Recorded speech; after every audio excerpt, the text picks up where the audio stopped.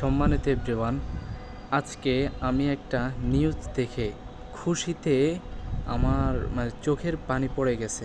আলহামদুলিল্লাহ, আপনারা শুনে আশ্চর্য হবেন। আমার ছাত্র ভাইদেরকে শাপলা চত্বরে যেভাবে শহীদ করেছে, আজকে এর মামলা হয়েছে শেখ হাসিনা সহ তার বাহিনী ৩৪ জনের বিরুদ্ধে মামলা হয়েছে।